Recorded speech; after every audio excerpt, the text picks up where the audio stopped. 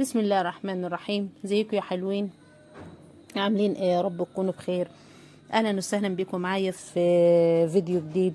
لو اول مره بتشوفوا قناتي ما تنسوش تضغطوا على الزر الاحمر اللي تحت الفيديو وتفعلوا الجرس عشان يوصلكم مني كل جديد، ولايك لو عجبكم الفيديو. يلا يا حلوين، النهارده كده هنبدا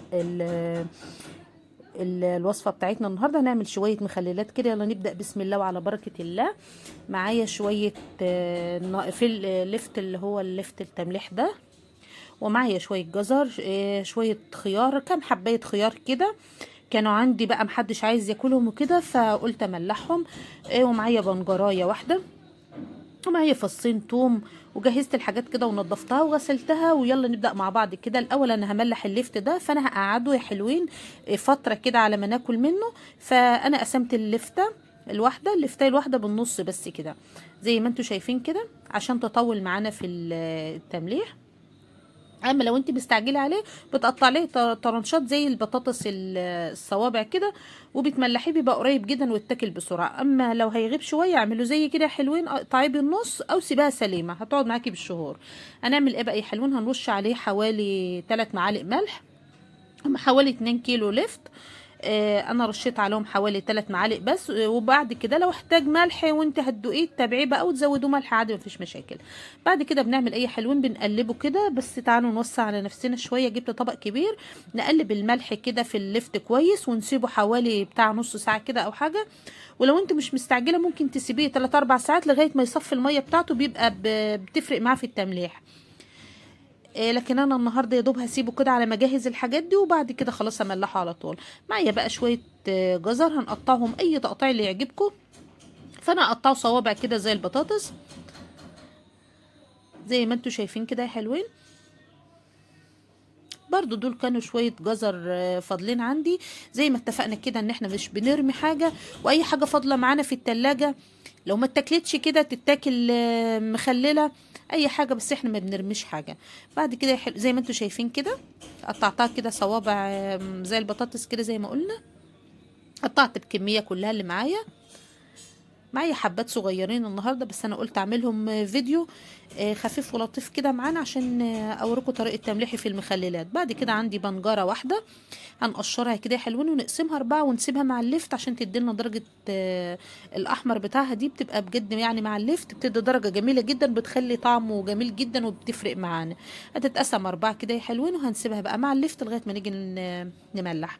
بعد كده زي ما انتوا شايفين كده معايا شويه خيار يعني معدودين اهم. فانا مستعجله عليهم هاكل منهم يمكن بكره احيانا الله كده. فعشان انا مستعجله يا حلوين هفتح الجزر الخياره، هقسمها بالنص كده طالما انا مستعجله عليه حلوين. لو انتوا مش مستعجلين هتملحي الخياره سليمه. تمام تمام، سامعكم يا حلوين بتقولوا تمام. لكن انا بقى قسمتها كده. فاللي بيتقسم ده يا حلوين بيبقى بيتاكل بسرعه. بقى بنعمل ايه بقى؟ بنقسمه كده كله زي ما انتوا شايفين كده. معايا فصين 3 توم كده هنحطهم مع الخيار، بيدوا طعم جميل جدا وبيخلوه ما يعملش ريم والحاجات اللي بتظهر فيه دي. بعد كده بقى هنرصص الخيار كده اي ترصيصه، مش لازم اللي انا عاملاها دي حلوين، بس انا بعمل كده عشان المكان عندي. زي ما انتم شايفين علبه صغيره كده على قد الخيارتين اللي موجودين عندي. بعد كده معانا حوالي فصين 3 توم، ممكن تنزليه سليم وممكن تقسميه بالنص زي ما انا عملت كده.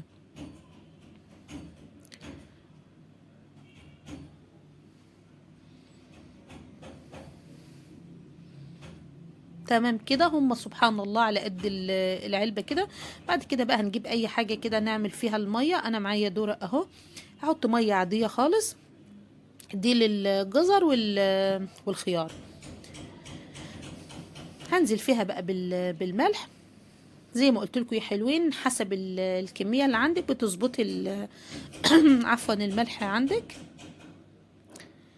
حطيت حوالي برضو معلقتين ونص ملح، وهنحط شوية خل ابيض، وهنحط حبة شطة صغيرين كده.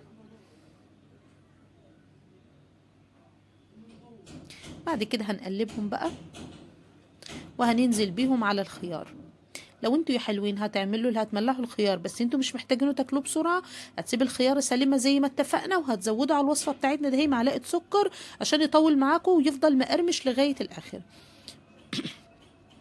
بعد كده بقى نزلت على الخيار المملح بالميه.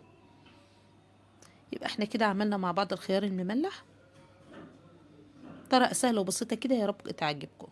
بعد كده بقى هننزل بالخيار اللي عفوا الجزر في الميه بالملح بشطه.